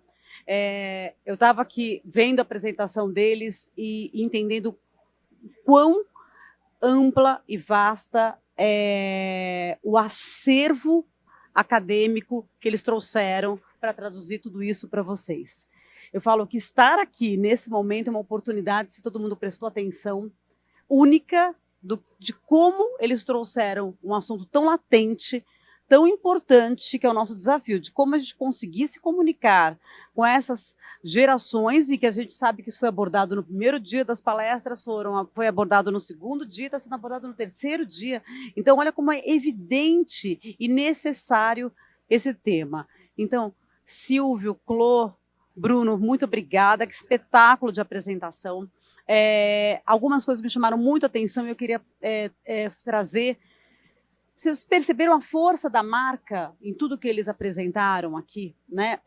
Eu acho que tem um momento em que o Bruno trouxe a marca como uma... o que a marca precisa fazer, o que a marca. Então, não foi falado pessoa. Não é como a Márcia tem que fazer, é como a marca da Márcia tem que fazer. Né? Todos nós aqui temos os nossos varejos. Muitos varejos, como a gente sabe, começaram de formas orgânicas, começaram você vendendo sua joia, você foi crescendo. Então, essa mistura da pessoa física com a pessoa jurídica, ela é muito gritante no nosso setor. A gente não sabe exatamente se a gente é a Márcia que vende joias ou se a Márcia é uma marca de joias. E a gente se comporta de uma forma muito flutuante nesse cenário. E aqui ele fala o tempo todo de que como a gente tem que trazer, a gente tem que separar, colocar essa lente, sair dessa pessoa física, colocar uma lente da pessoa jurídica e fazer a lição de casa. Né? Então, Bruno, eu achei assim, espetacular, né? Depois de um contexto colocado pela Claude de como é a característica de cada uma dessas gerações e como a gente tem que estar atento e entender de que forma mesmo, quem faz parte dessa geração e como que a gente vai estar fazendo essa lição de casa que o Bruno trouxe. Eu queria, e o Silvio traduzido com referências claras aqui, visuais, para a gente poder identificar tudo que foi falado, mas eu queria trazer uma pergunta muito simples, mas que eu acho que talvez seja a pergunta de muitos aqui, né? Porque a gente tem aqui pequenas marcas, muitas, elas, eu mesma, Irene, sabe? Eu faço a gestão, eu faço a publicação, eu tiro a foto, eu atendo, eu vendo, eu faço tudo, né? Então, esse olhar acaba ficando muito dentro da casa, né? Eu paro de olhar um pouco o mundo e fico só vendo as minhas dores do dia a dia, sem conseguir entender que eu preciso abrir para fora, né? Então, eu queria que vocês, como que pode ser para essas pessoas, essas marcas que estão tão solitárias, tão sofridas, sem saber, muitas vezes estagnadas, né? Porque o tempo foi passando e elas foram perdendo esse tempo de atualização, perderam, e agora elas estão acordando com esse choque. Ó, tem 5 gerações, se mexe que você precisa falar com elas, né? O que vocês podem dar de direcionamento para essas marcas nesse momento solitário, sofrido, de como elas podem dar o primeiro passo amanhã, saindo daqui? Acho que eu começo e passo para os meninos. Pode ser? Então, acho que tem esse desprendimento, como você colocou, né? É muito confuso, né? E como é muito pessoal, também tem essa coisa de tudo nos atinge. Sim, não é? Então, assim, tem que tudo estar um pouco. Exato, tem que estar um pouco blindado em relação a isso. E tem que ser, vou usar aqui o que o Bru falou, do divã, né? Se vocês perceberem, em vários momentos, a gente está falando de reflexão. E o exercício reflexivo no mundo acelerado não é simples, a gente sabe disso. E no mundo que está te pressionando para vender. Mas, de fato, em todos os momentos, a gente está falando de um processo reflexivo, analítico, sim. Né? O que são os meus valores pessoais e o que são os valores da minha marca. Exatamente. Né? A Márcia marca e a Márcia Márcia. Não é? Então, assim, quais são os valores dessa marca? Isto é um trabalho reflexivo. Fazer sozinho é difícil, claro que sim. Não é? Então, ter o apoio para poder fazer esse processo, quando é possível ter, maravilha. Não é? A gente tem um curso que é o MBA de moda. E esse MBA de moda tem vários alunos que vão nesse caminho, ou já tem uma pequena marca de joia, vários, inclusive são vários. E eles aproveitam o TCC para fazer todo esse processo analítico, por exemplo. Olha que maravilha, oportunidade. De ter um apoio de um professor orientador, né, que às vezes ali sozinho, na família, é muito difícil. Isso é muito difícil, a gente se desprender. Então, eu acho que o primeiro desafio é esse desprendimento. O segundo é entender o que é marca. A coisa da marca é tão cotidiana que a gente não para pensar. Não é? A gente vem num processo de um certo desprendimento da referencialidade. Eu vou dizer um certo desprendimento da materialidade, da referencialidade, a favor desse signo mais abstrato, mais volátil, mas que vai te permitir também uma mobilidade gigantesca. Eu acho que eu vou lembrar, o Manuel está aqui, né, daquele projeto que a gente fez anos atrás, né, de joia, quando uma das perguntas do nosso projeto era assim, prata é joia? E a primeira resposta era, não, prata não é joia. Mas é Tiffany. Não, então é joia. Qual a diferença de eu perguntar, prata é joia? E a pessoa dizer, não. E eu dizer, mas esse anelzinho aqui é da Tiffany, que é de prata. Não, então é. Ou seja, é a marca. Estou dando um exemplo que é do nosso universo. Não é? Então, entender o que é e o que... E aí, olha só, o que pode uma marca? Posso fazer copinho. Posso fazer chaveiro. Condomínio de casa. Posso fazer o que eu quiser. Né? Então, olha o desprendimento. Claro que é fácil falar de Tiffany, né, gente? Óbvio, não é um exemplo que serve, mas assim, esses grandes exemplos, por isso que a gente trouxe também grandes marcas, ajudam a gente a entender. Olha o que ela ganhou. Ela não precisa fazer só joia. Ela está fazendo 1 milhão de coisas com a marca Tiffany. E é lá, o que está debaixo, a base do que o Bru mostrou, está lá. Os valores da Tiffany lá. Claro que às vezes dá uma escorregada, né? Como a gente viu que o Sil trouxe. Claro que pode, isso toda marca pode fazer, grande ou pequena, não é? Mas tem ali uma consistência que permite ela fazer condomínio, fazer... Eu lembro de uma campanha de que tinha sorvete, com palito escrito Tiffany, o sorvete era Tiffany, tudo Tiffany, não era sorvete, não é? Então, acho que é o seu segundo exemplo. Vou passar para os meninos também falarem um pouquinho sobre... Perfeito. Bom, eu queria falar 2 coisas. Primeiro, uma que eu acho que é para tranquilizar, porque quando você vai para uma grande empresa, uma multinacional, também é uma confusão. Também tem a mistura da PF com a PJ, também. O diretor também vai colocar o gosto dele. Então, assim, essa dificuldade de construir marca, ela se agrava, ou ela parece mais agravada no ambiente doméstico, familiar, menor, mas nas grandes empresas também é uma confusão. Vai para lá e vem para cá e tenta e dá errado, né? Tem uma série de estruturas que a gente pode não ter, mas não garante que a coisa vai ser super bonitinha, né? É fácil olhar a propaganda pronta e dizer assim, olha que incrível, sabe gerir a marca. É com muito esforço, também. E o segundo ponto, que eu acho que assim, tem vantagens em ser pequeno. Portanto, tirar partido do que tem no fato de ser pequeno. Como eu falei, você conhece o teu cliente muitas vezes muito melhor do que o grande. A distância é muito menor. E a proximidade com o cliente, com o consumidor, com o público, te dá muita informação. Né? Então, eu acho que desenvolver uma certa atenção, uma certa sensibilidade, né? Em conversas, em trocas, né? Na sua casa, no seu universo, nas suas relações, profissionais ou não, que vão te mostrando, vão te dando dicas disso que a gente colocou. Né, de quais são os valores, o que está mudando, o que ele valoriza, por que ele gosta disso, por que prefere isso, por que está comprando isso e não aquilo, fora em outros universos. Essa proximidade eu acho que é uma grande potência que o pequeno tem na comparação com o grande. Eu acho que então trazer essa potência para o divã, para a reflexão, eu acho que também é bem importante. Maravilha. Perfeito. Márcia, você comentou, né, sobre essa ideia das marcas, né, por que a gente fala tanto sobre as marcas, né, e certamente as marcas, elas têm uma importância, elas trazem uma segurança, elas podem ser, né, as âncoras de segurança num contexto que é tão fragmentado, tão instável, tão difícil, né, a gente não tem mais certeza de, meu Deus, todo dia parece que o ano recomeçou.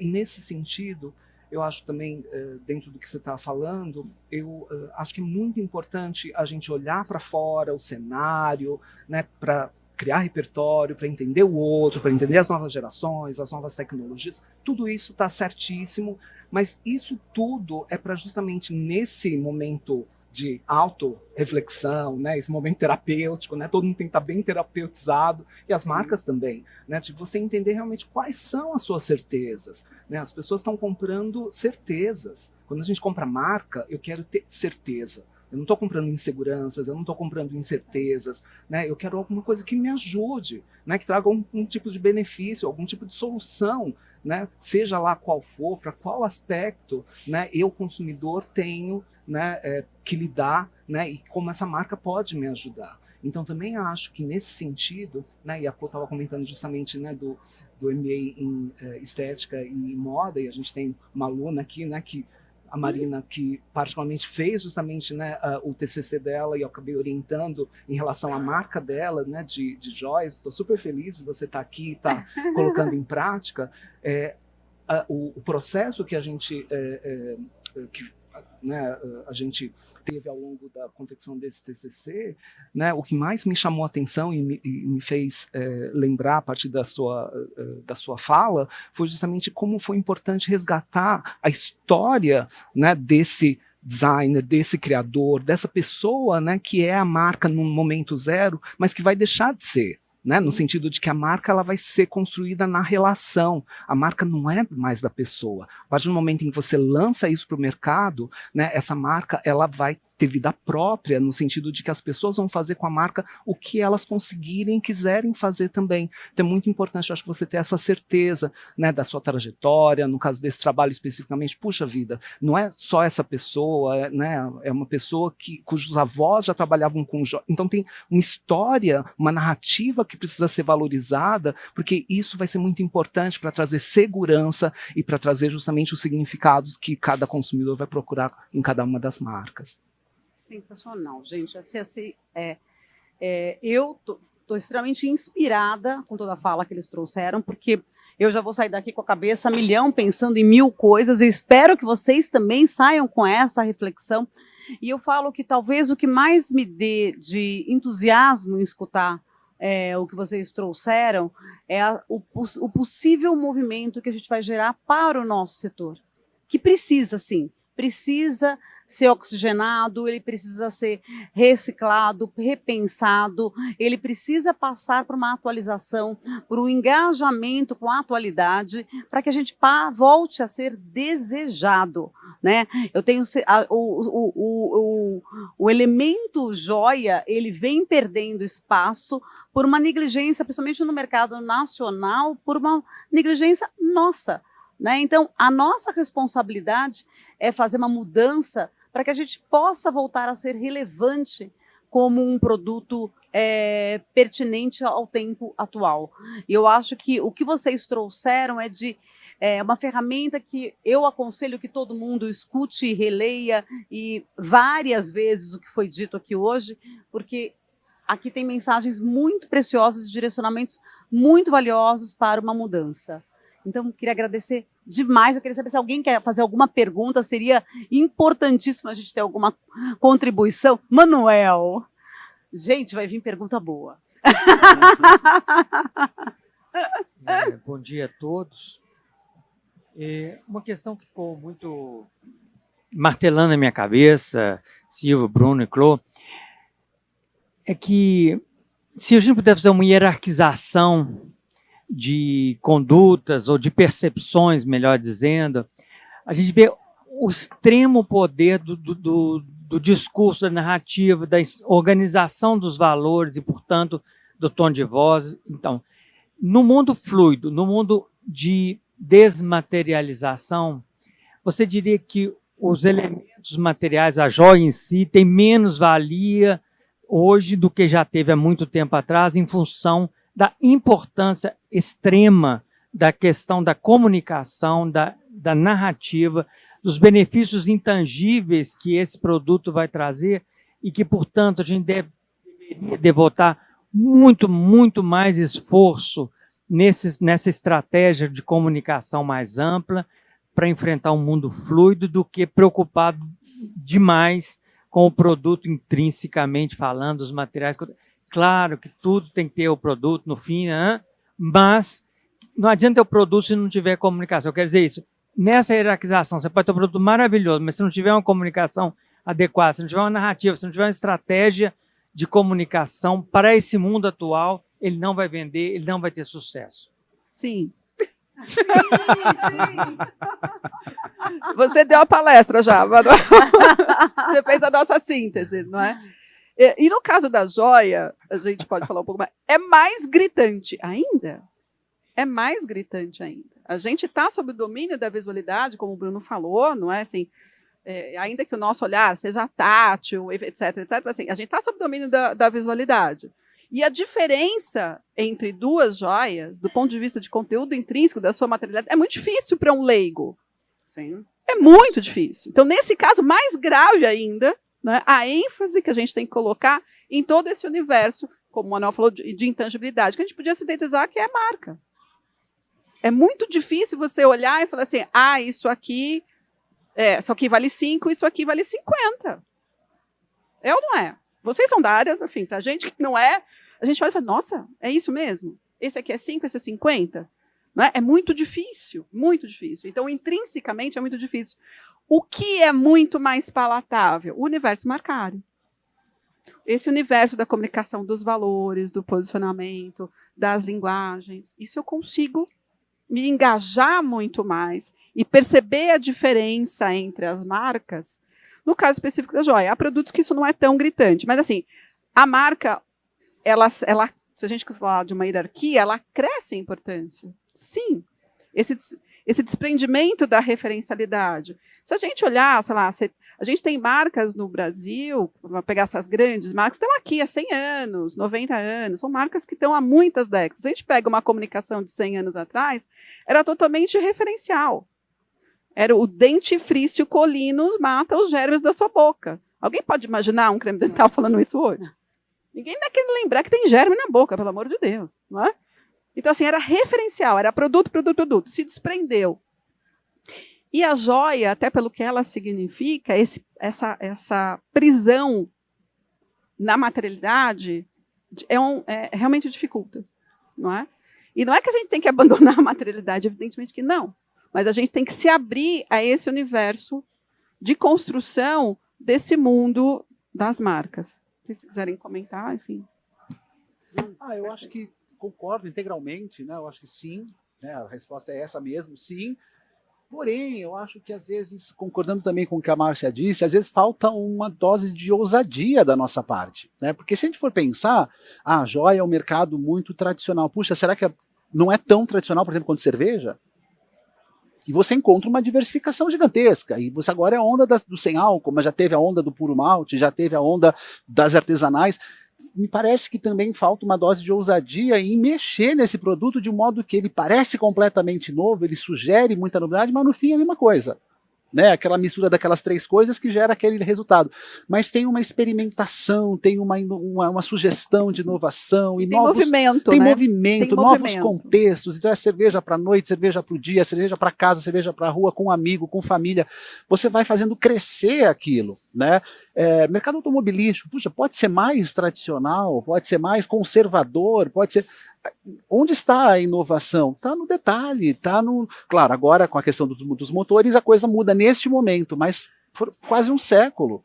É a cor, é o acessório, é o recurso adicional, ou seja, experimentar também nessa materialidade que está reduzida na sua importância atualmente, mas acho que sem experimentar nela também a gente perde muito, né? Fica muito preso a alguma coisa que tem potência para crescer. E aí eu acho que é pensar em design, em inovação, em materiais, experimentação, né? Ou seja, conciliar toda a tradição que a gente tem na joalheria e tem também na cerveja, as leis da pureza, com a ousadia da startup, com o artista tal que vem fazer a sua contribuição, com a tecnologia do digital.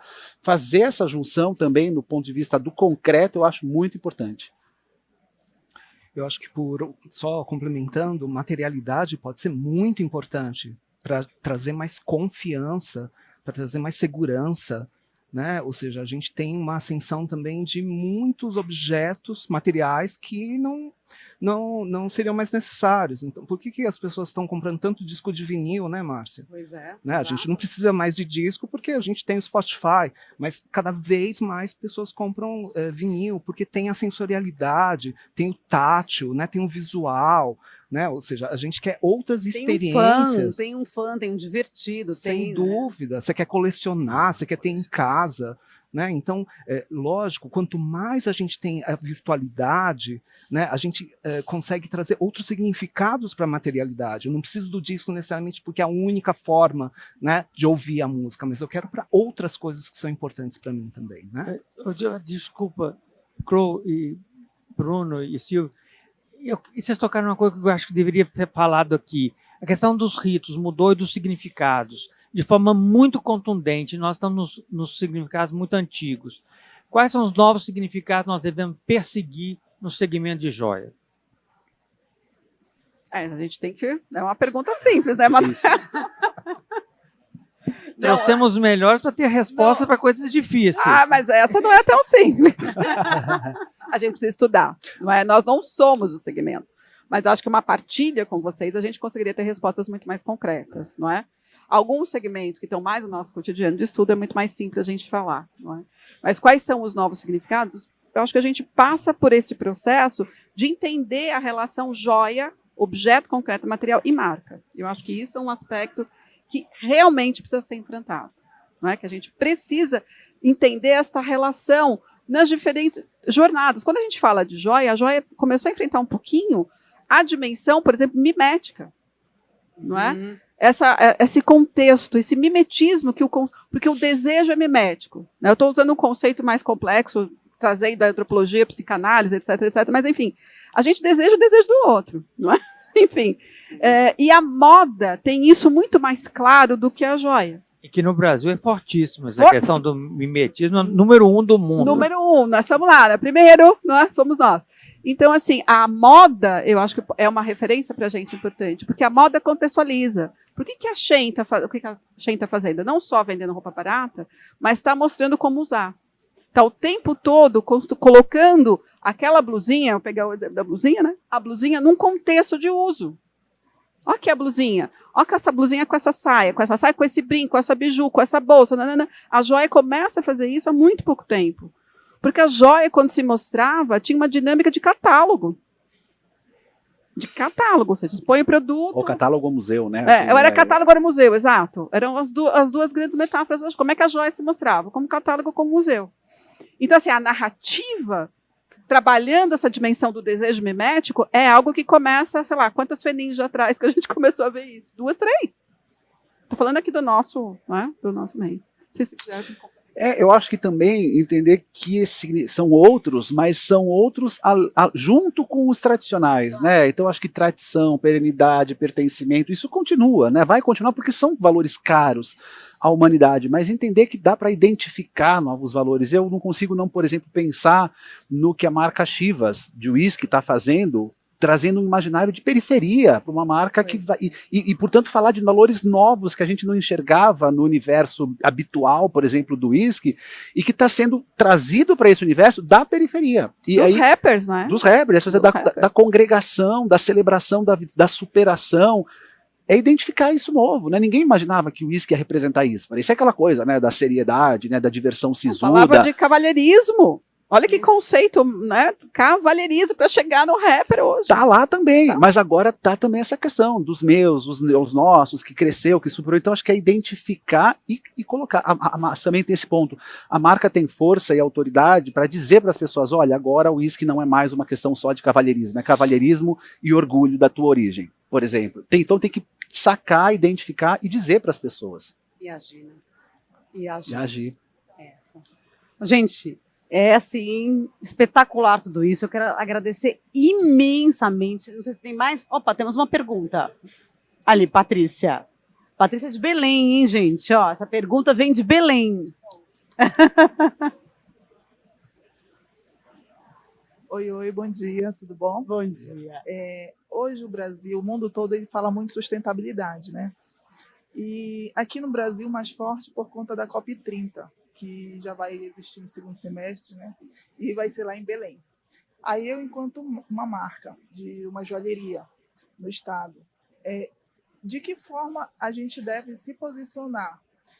Enquanto marca, marketing, a gente deve parar um pouco, ou a gente de alguma forma tem que se reinventar ou pensar em alguma estratégia de marketing para estar inserido a sustentabilidade?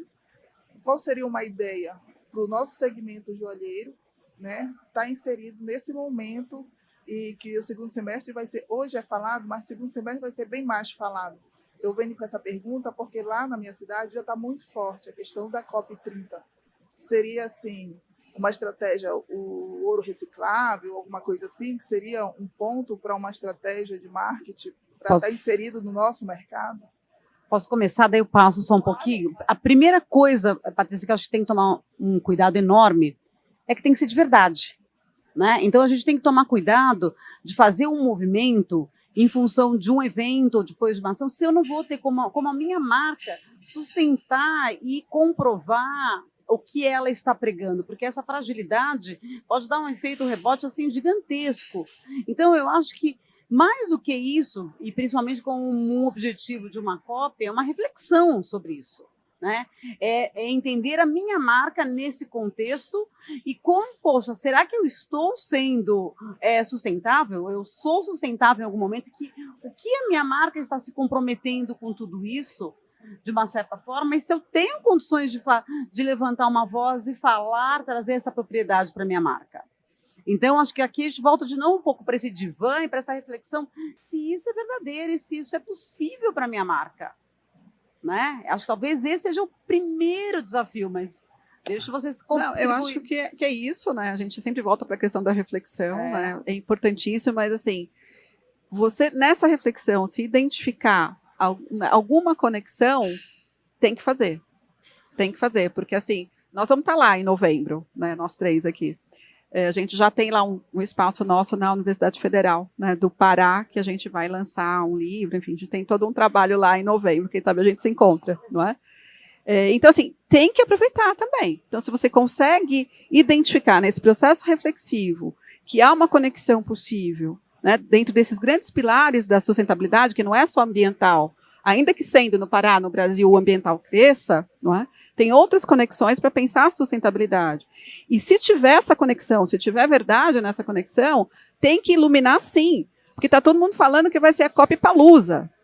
Ou seja, o processo midiático desta COP é muito potente. Então, também a gente tem que se conectar. Não é? Então, se tem verdade, se tem possibilidade, não pode ficar parado. Não é? A troca do ouro na joalheria, ela acaba sendo de uma forma reciclada. Claro que sim. Né? Por exemplo, isso Entendeu? é um exemplo. A gente pode estar Se você faz isso, isto é uma conexão. Por isso esse processo reflexivo ele é tão importante. Isso com certeza, e é muito concreto, muito crível e muito fácil de você se conectar. Mas é possível que tenha outros movimentos, não só na questão intrínseca do produto, mas produto, processo, comunicação, ou seja, olhar de uma forma... A cadeia toda, A cadeia toda, é possível que você identifique outras oportunidades, vamos assim chamar, para se conectar com esse, vamos chamar, mood da COP30, que é muito potente do ponto de vista midiático. Não é? Então, se os meninos quiserem comentar.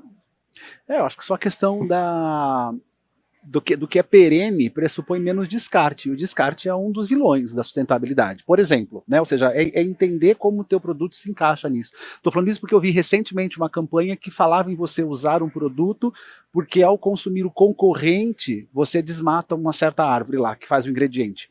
Então, portanto, com comprar do concorrente que é de outro ingrediente, você preserva aquele. É um jogo de como você se colocar, né? Primeiro de você entender qual é a tua posição na cadeia, ver se é verdadeiro e como você apresenta, né? A questão da porcentagem, eu não sei exatamente quanto se aproveita, mas tem muita marca que diz que recicla o seu produto, a sua embalagem, e você vai ver são 10%, 30%. Né? Se a gente consegue reciclar mais, isso já é um outro argumento, por exemplo, né? Na comparação.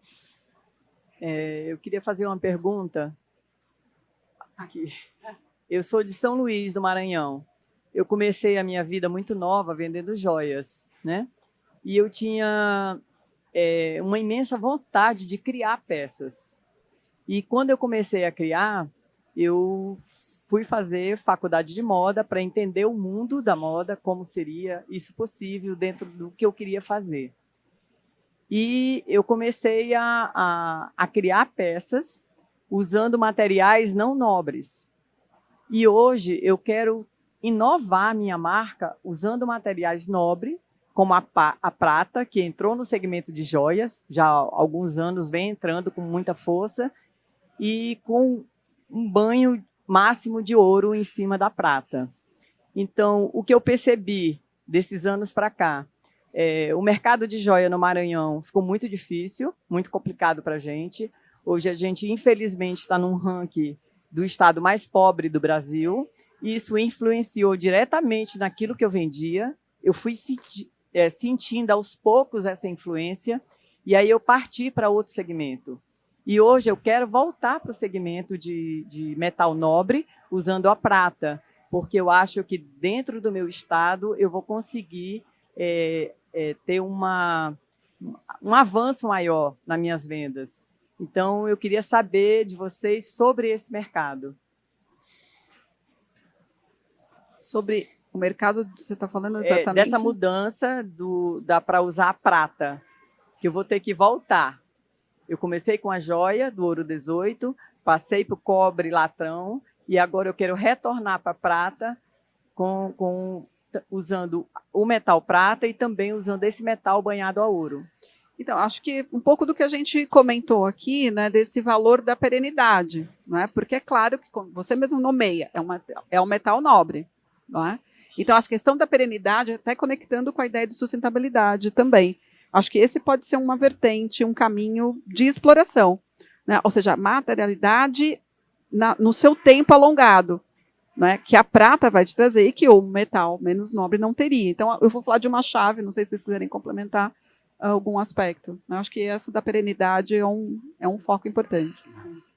Não, e eu acho que, assim, é uma análise também muito pessoal e de mercado, né? Então, eu falo, a gente tem algumas jornadas que elas não são iguais para todos também, ainda mais pensando no nosso Brasil e de mercado e das suas possibilidades, né? Porque não é só o material, é a criatividade em cima do material, é as possibilidades em cima do material, esse conjunto que vai trazer o desejo sobre o produto. Então, eu não acho que ele está simplesmente só na questão prata ou só na questão do metal em si, mas é um conjunto de design, de estratégia comercial, de posicionamento, de possibilidades, de comunicação, é esse conjunto todos que eles trouxeram. Então, ela não se faz sozinha, só na matéria-prima. Então, esse é um cuidado que a gente tem que ter, que não é só isso que vai garantir a assertividade total desse projeto, ela tem que ser uma análise mais de todos esses contextos, né, da criatividade, do que a gente vai trazer para esse produto, né? Eu fiz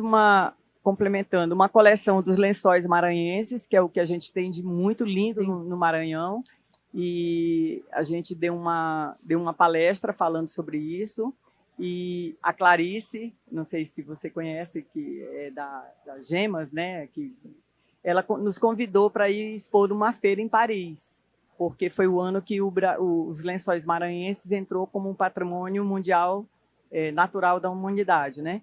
Então, eu tive uma cliente que pediu que essa coleção eu fizesse para ela toda em ouro 18. Sim. E assim foi feito.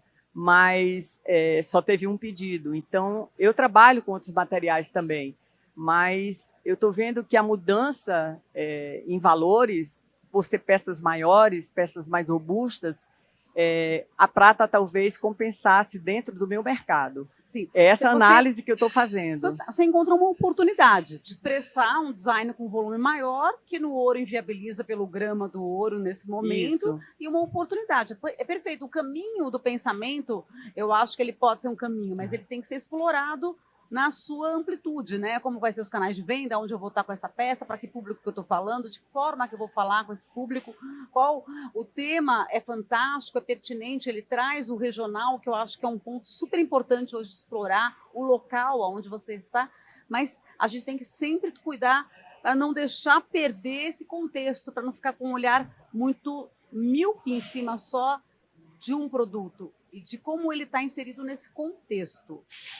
Eu acho que uma dica é aquele funil invertido, né, para você Perfeito. fazer essa reflexão. Perfeito. Né, dos valores da sua marca e você ir subindo. Um trabalho reflexivo. Acho que isso vai te ajudar, porque a gente é muito ligada na metodologia. Né? Esse funil pode ser usado como método. Quer dizer, não uma ferramenta, mas vamos chamar aqui genericamente de método. Usado, que é maravilhoso. Então, eu acho que é um bom exercício para você fazer a partir dessa conexão do Maranhão, com os lençóis maranhenses, com patrimônio imaterial, tudo isso é muito potente. Sim. Mas fazer esse exercício, sabe?